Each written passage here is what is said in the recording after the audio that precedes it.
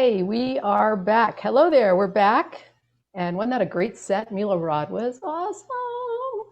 And I have a very special guest with me, Mr. Matt Smith. Say hi, Hello, Matt. I'm here with Kipsy, the sometimes headless cat. Matt's a member of Zlatny, and he's one of the organizers of the Golden Fest. And he's going to give us some little insights into how this fest even started. Tell us. Oh, it started back in '86.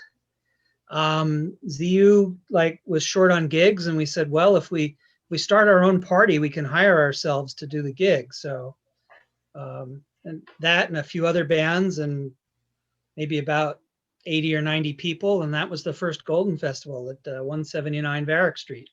When did it start to grow? It grew gradually for quite a while. It grew pretty big at when we got to Church of the Good Shepherd, which was about 2002, maybe, I want to say. And how much bigger, how much of a bigger crowd and how many more bands was that? By The then, it number. would have been about 30, 35 bands, maybe Wow, 40. nice. Then in 2011, we jumped to Brooklyn and went to Grand Prospect Hall, and we started having upwards of 2,000, 2,500. And the most recent festivals have had 3,000 people on Saturday night and 4,000 for the total of the two nights. Fantastic. How With many how many rooms are there in Grand It's a big old. we use five Uh-huh. big rooms, and we have over 60 bands when we're there. It's excellent. That is such a great. It's become one of the seminal festivals of each year. I mean, it's such a unique place and sound, and why? I mean, why is it important to have it in a space like that? Or I mean, what's the goal? Oh, what's the goal? The goal is to have a good party. And we are, unlike a lot of events with live music, we are participatory. We have people actually dancing to music that is being played for dances. We don't have people sitting in chairs, generally speaking. One room is for people who are just doing performance music that's not for dancing. The rest, everybody's up and moving around. Everybody is doing whatever they can do. And it's quite a scene. And if we ever get to travel again, you all ought to get up here. So, that is the nature of Balkan music. I mean, it's a community experience. You get up and you dance the horo, you're in the line. So that was what you guys were missing when you first started playing then, and you had to create the venue for that to happen. Well, I mean, there have been venues where people get up and dance, and we've certainly played for weddings and christenings and other parties that have been for people participating in dancing. But it's not unique, but it is unusual to have live music and people dancing. That's something that you have to you either have a folk dance crowd or you. It is something that needs to be experienced by everybody, I think. So, That's right. What happens with the profits that are made on the Golden Festival? Since about 2000, we've been giving them to charity. We have been giving them to organizations like Doctors Without Borders, the International Rescue Committee, the East European Folklife Center, either organizations that are doing relief work in the Balkans typically, or are involved in Balkan culture. That's great. Well, I really want to thank you for coming in. It's so great to know that not only do you support this great music and bring people together, but then you take it even further and have this possibility of helping Balkan communities and other cultural events and other organizations. If you can find out more about that on the website. So thanks, Matt. You're Thanks welcome, for Michelle. by. Thank you. Hi, we are Veselba, a Bulgarian and Macedonian band from Los Angeles, California. Thank you so much for inviting us to play at Golden Festival. We hope you enjoy.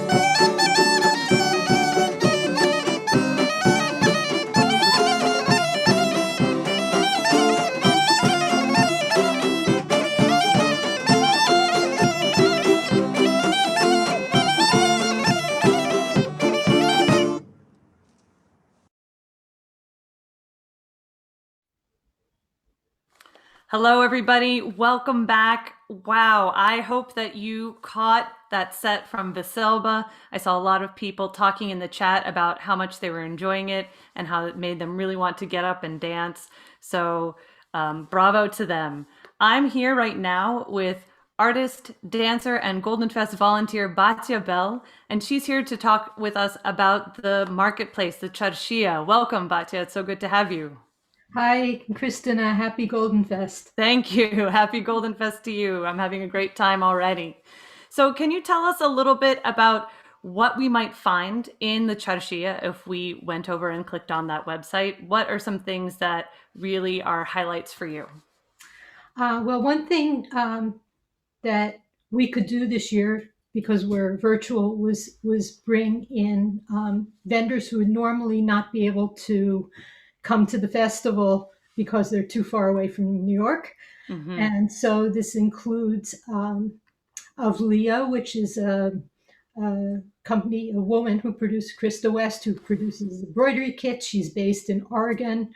We have a craft halva maker from San Francisco. We have just a fabulous silversmithing family from Tunisia. And one of the first vendors that we had back when we started at Grand Prospect Hall, which is BH Crafts, which is a women's cooperative from Bosnia that does really fun and beautiful knitwear. Wow. So, All of that sounds really wonderful and quite a wide variety of different things that we can find there too. One of the things that I really remember about Golden Festival, in fact, maybe my first Golden Festival, is that I volunteered with you in the kitchen preparing all of the wonderful foods that there were to eat. And I noticed that there is a food blog that can be found in the Charshia. Can you tell us a little bit more about that? sure. There's one of our other volunteers, Dan Hershey, who's working on sound this year too, I think, or whatever. He's great, has been working with me in the kitchen for as long as we've been in Brooklyn. He's been collecting recipes that we've been producing over time and reducing them from quantities for 4,000 people to a family of 4. And so you can find some dishes that you're used to having at Golden Festival every year on his blog, such as the panza rosalata, which is the beet salad that we make with feta and beans and sort of a cabbage stew and a couple of innovative things that he's thrown in that he's made too. So all of that sounds delicious, Batja. I'm definitely going to have to check it out myself and maybe make a few of those for tomorrow evening. And finally, I understand that there are a couple of programs happening tomorrow. What do we have to look forward to then? Sure. So the Charshia is also sponsoring 2 programs tomorrow, which give you a chance to interact with people who are exhibitors from the Charshia, artists that work with us. One is at 7 p.m. It's our virtual Sedenka, which will be a Sedenka is a Balkan women's work party, generally textiles. And so we have about 8 different textile artists who are going to be gathering together, and everybody's going to be sharing a song or a story or a technique. And that'll be about an hour. And then at 8 o'clock, we're going to go into breakout rooms that we're calling studios. And you can spend some time conversing with these artists and getting to watch some of their techniques close up. So I'm really excited about that, and so are they. And then at 10 o'clock, this is a change from the original schedule. It was originally 9:30. It's now 10. We are having our Boza Challenge Culture Corner. And Boza is a Turkish and Balkan fermented drink that you can make at home. And so we have the inimitable Bob Beer, who's going to be joining us with a recipe that he's learned to make in Turkey when he was living there. And Indira Skoric from the Bosnian Montenegrin community is going to be talking about that drink in the context of their community. And a few of us have been experimenting with recipes, so we'll weigh in on that. I've got an example. This is what boza looks like. Cinnamon on top. Mine is made from rice and cornmeal. And I also concocted a proja, which is a Serbian cornbread, but using boza instead of yogurt. So you can do things with it that you never thought you could do. Wow, Batja, that all looks and sounds amazing. I hope that all of you will check out some of those programs happening tomorrow. And if you want to go and check out the Charshia right now, as a reminder, you can go to the Golden Fest main page and click on the Charshia button, or you can visit goldenfest.org/market. Batja, thank you so much for being here with us today. Thank you, Christina. Good to see you. Nice to talk to you. Okay, have a good evening, everybody. Thank you. You too. Bye-bye. All right, so back to the music. I've got a great set coming up of 2 Macedonian and Bulgarian sets. The first group is by 2 friends of mine, Marjorie and Melinda. They are broadcasting from New Jersey, or the video is from New Jersey, and they will be playing Macedonian music on tambura and vocals. This video, the visuals, the music just makes you feel as though you are in a Macedonian village, just relaxing with your friends, eating burek, drinking rakia without a care in the world. So you will be absolutely transported by this set. And after that, we have Svirači, which is a wonderful trio from San Francisco. They will be playing both Macedonian and Bulgarian music on gaida, tapan, kaval, tambura, and vocals. And one of the great things about this set is that they also demo the dances at the same time in a little corner of your screen. So if you haven't danced these dances before, you can follow along, or even if you just need a little refresher. So here are Marjorie and Melinda, followed by Svirači. Enjoy.